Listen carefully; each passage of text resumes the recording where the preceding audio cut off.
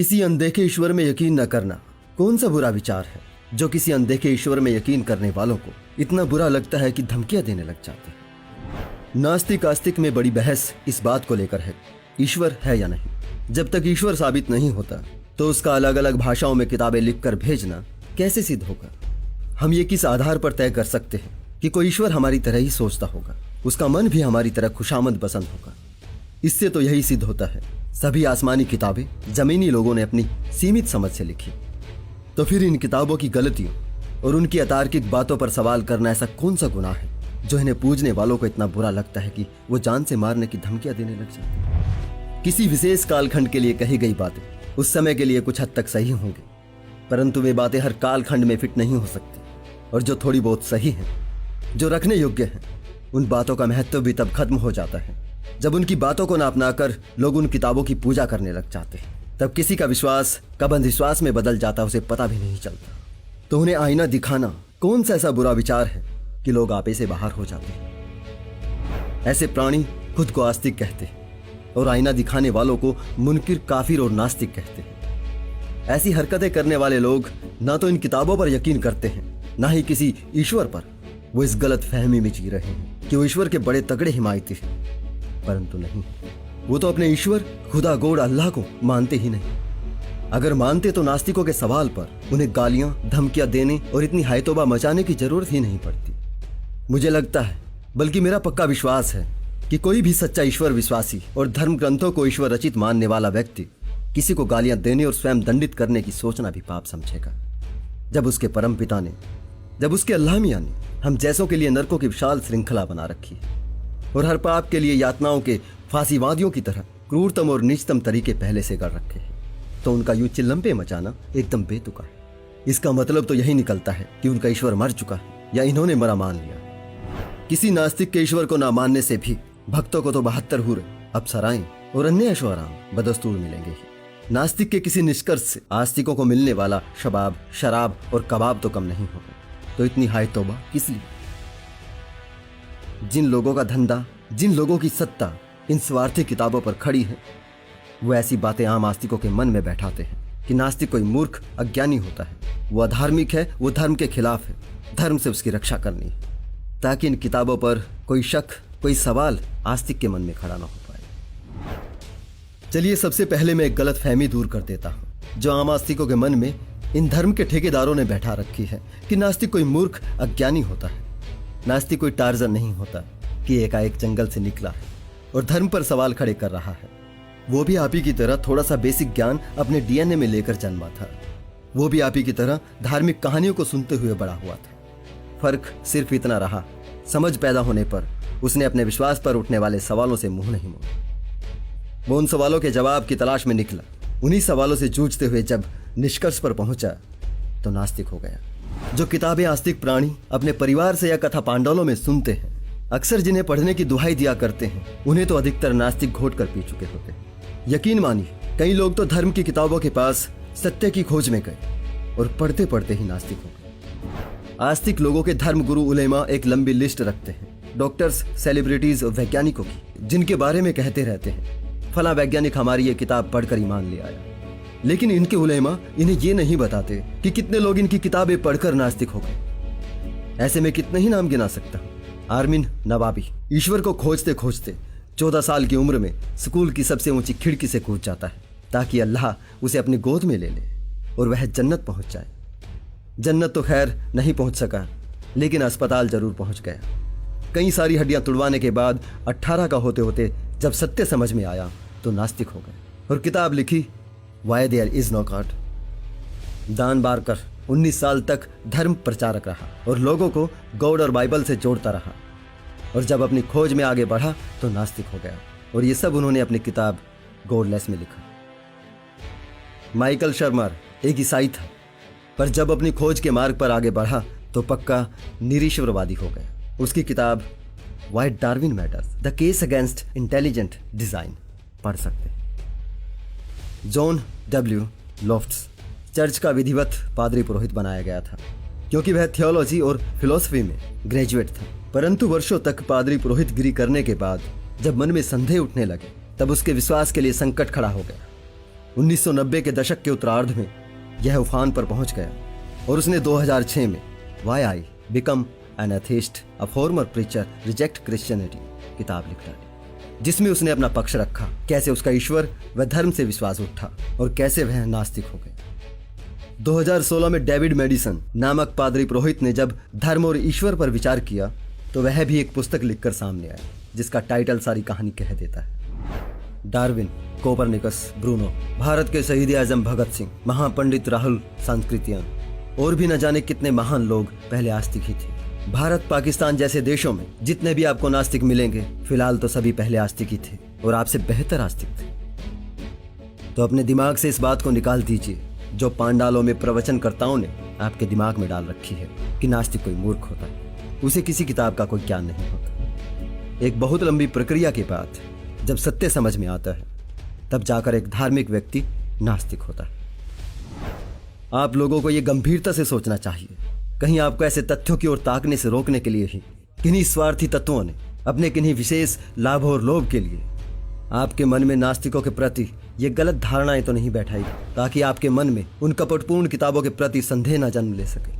कहीं इसलिए ही तो मोक्ष, स्वर्ग की अप्सराएं, 72 हूरों वाले वैशाल्य, मुफ्त शराब और शबाब के लालच तो नहीं दिए गए। यह आपको गंभीरता से सोचना चाहिए। और तुम हिंदुओं, तुम अच्छा तर्क कर लेते हो मुस्लिम और ईसाइयों के मुकाबले, ज्यादा देर तक टिक सकते हो, तुम्हारे पास बहुत से तर्क हैं जिस पर तुम अभिमान कर सकते हो। लेकिन जानते हो क्यों? क्योंकि नास्तिकता हमारी संस्कृति रही। हमारे कितने ही दर्शन नास्तिक हैं। आपके इतिहास में आस्तिकता का पक्ष रखने वाले लोग नास्तिक विचारों के खिलाफ उसी समय से तर्क गढ़ते आ रहे हैं और जब न गढ़ सके तो उन्होंने उन विचारशील लोगों की अपने ग्रंथों में निंदा करनी शुरू कर दी। वरना सोचे कि वो बुद्ध जिनके विचारों से आज सारा संसार हमें सम्मान की दृष्टि से देखता है, उनकी भी आपके ग्रंथों में निंदा क्यों की गई? कुछ आस्तिक प्राणी कह सकते हैं आपकी बातों से हमारी भावनाएं आहत होती हैं। मैं मानता हूं जरूर होती होगी, लेकिन हम जैसे लोग किस किस से और कहां कहां से आपकी भावनाओं को बचाएं? आप लोगों की भावनाएं तो बाबाओं से लेकर भूत प्रेत, चुड़ैल डायन, आत्माओं और नेताओं तक से चिपटी हुई है। ये सारा खेल ही अवचेतन मन में बैठे उस अंधविश्वास का है जो खुद पर सवाल बर्दाश्त ही नहीं कर पाता।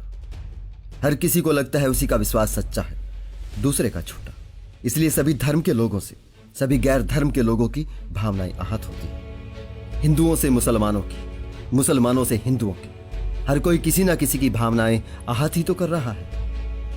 कभी हमारी भावनाओं का भी ख्याल कीजिए। हमारी भी भावनाएं, जब भी धर्म जाति के नाम पर किसी पर अत्याचार होता है, जब प्रथा के नाम पर निर्दोष जानवरों को मारा जाता है, यहां तक कि अपने अपने विश्वास के लिए इंसानों को जानवरों की तरह मारा जाता है, तब हमारी भी भावनाएं आहत होती हैं। और तब हम सवाल करते हैं, नास्तिकता का पैमाना केवल ईश्वर और उसकी ईश्वरीय किताबों को नकारना भर नहीं है, बल्कि यह संवेदनशीलता की उस अवस्था का नाम है जब आपको हर किसी का दर्द अपना महसूस होता है।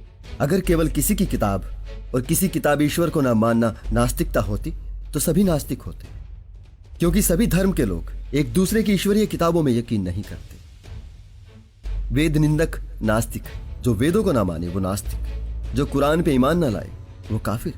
कितने ही पंथ हैं, अलग अलग फिरके, सबके अलग अलग रीति रिवाज हैं। यहां तक कि एक ही धर्म के लोगों के भी अलग अलग भगवान हैं, अलग अलग आदर्श हैं। कोई मूर्ति पूजा कर रहा है तो कोई व्यक्ति पूजा। आप ही में से कुछ किसी को मानते हैं तो कुछ किसी को। शिरडी वाले बाबा को मानने वालों के लिए शिरडी वाला बाबा सच्चा है, बाकी सब झूठ।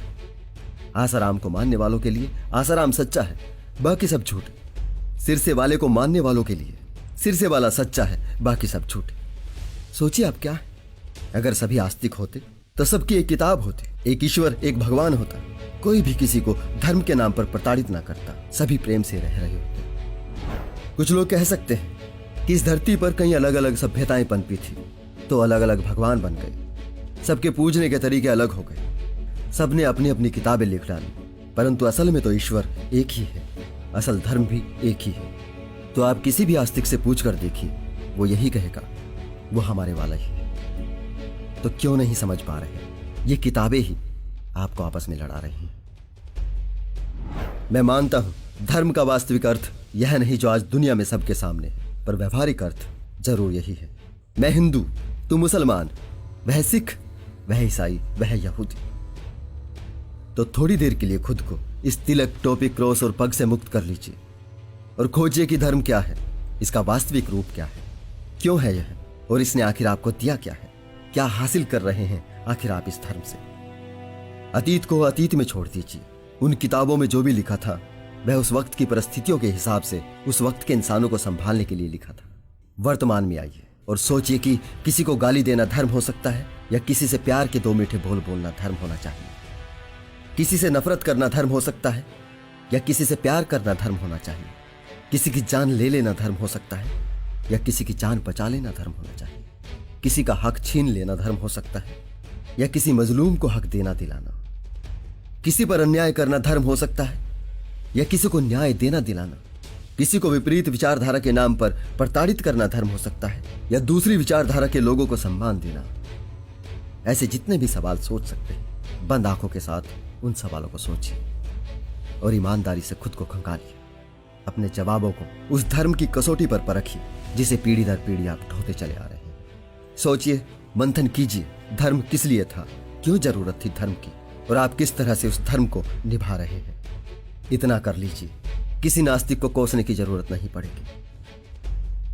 नास्तिकता ने हमेशा इस बात पर जोर दिया है धर्म से गैर अमानवीय चीजों को हटा दिया जाए। जो विचार मानवीय धर्म मानवता के विरुद्ध हैं, वो धर्म के अंग नहीं होने चाहिए। नहीं हटा सकते तो ऐसे धर्म को त्यागने में ही मानवता की भलाई है। आंखें मूंद कर कुछ भी मत मानिए। अपने शोध किए विचारों से किसी निष्कर्ष पर पहुंचिए और अपने विचार, अपनी खोज में परिवर्तन, संशोधन करने की जगह भी रखिए। विज्ञान इसी सिद्धांत पर आगे बढ़ रहा है। विज्ञान का धर्म से कोई द्वंद्व नहीं। वो अपनी खोज कर निष्कर्ष पर पहुंचता है, नई खोज के बाद पुरानी संशोधित करता है।